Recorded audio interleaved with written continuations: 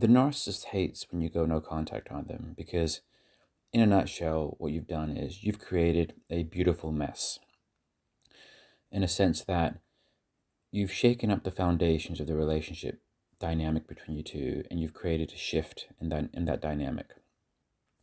Whereas previously the narcissist would have felt like the one with the upper hand, the one in control.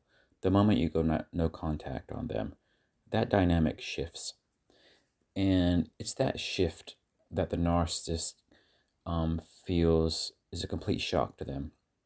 And when you do that, the narcissist, they themselves go in this kind of fight flight mode where they need to fix it because they can't have you being in a better position than them. So that's where they try to do something or to get some kind of reaction out of you so that they feel that the dynamic between you two has somewhat normalized in their view. When you go no contact, what are the two key things that signals to the narcissist? On the one hand, it shows that you don't need them and that you're happy and better off living your life without them being a part of it. On the other hand, there's this aspect which is the narcissist likes to know in detail what's going on in your life, how you're feeling, the plans you have, how they can kind of be a part of those plans, which of course sometimes they like being a part of your plan so that they can then sabotage things, etc. When you go no contact, you take those two things away from them. First is that dependency that you had on them, you no longer have, and they can see that now. And secondly, they can no longer read into your life in the same level of detail. Now they're just an outsider, a bystander, you know.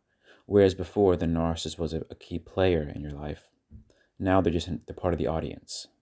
They're just a spectator, if even that. Because I mean, a lot of times, if you don't live in the same place, and they don't have that, that intense form of interaction with you on a day-to-day basis, like if you live in different places, then they won't even really even have that kind of exposure to you. So they're basically an audience at best, maybe through your social media, which is for them, it's a real blow to them when they don't have that insight into your life anymore, and they don't feel like they have a privileged position in your life anymore. And that's why it's a beautiful mess for the narcissist, because the narcissist pushes you to the point where, either they discard you or they force you to walk away. And now they're left in this mess that they just don't know how to clean up. And they can't clean it up because they're not a god, they see themselves as this godlike figure. They have this omnipotent power over people and influence, but this beautiful mess is the proof to them they don't have that. And now they don't even have a privileged position in your life anymore. And that really stings. So when you go no contact on the narcissist, you're fully taking your power back. You're fully giving yourself the space to refocus, to heal, and so on.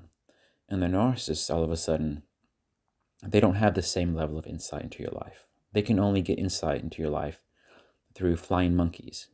Maybe they know some of your friends or family members, so they get information through those people. Maybe they stalk your social media.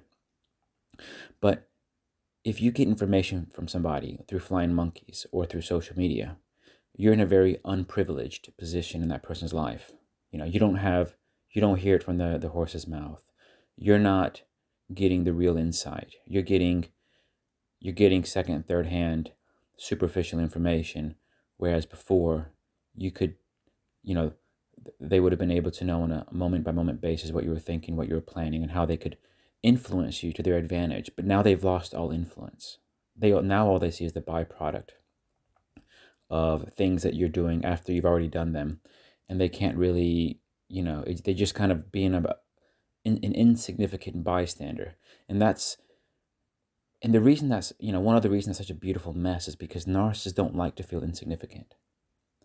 They don't like to feel like they don't have a privileged position, an influential position, an insightful position into you, because it's only through those factors that they have control. But the moment you go no contact and stay no contact, that's what they can get at the best of worlds. And in the best of cases, they can be an insignificant bystander in the audience. And in the worst of cases, you're a complete ghost. They don't see you at all. So no contact, what it does is it means you take your power back. There's a shift in the power dynamic. And as long as this no contact period perpetuates, the narcissist is unprivileged, is in an inferior position, and they don't like feeling those feelings. They don't like to feel they are inferior, that they don't have special privileges. But your no contact forces them into that position, and as long as you stay no contact, the narcissist is in that mess.